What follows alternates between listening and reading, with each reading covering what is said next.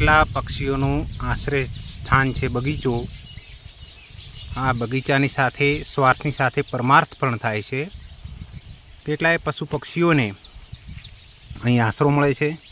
પક્ષીઓ પોતાનું નિવાસસ્થાન બનાવે છે, જ્યારે અન્ય પશુઓ પણ મોર વગેરે પક્ષીઓ અન્ય આવી અને એ પણ આશરો લઈ અને જે નીચે પડેલા ફળ ખાતા હોય છે। આમ પર્યાવરણની દૃષ્ટિએ પણ ઘણું ઉપયોગી કાર્ય થાય છે।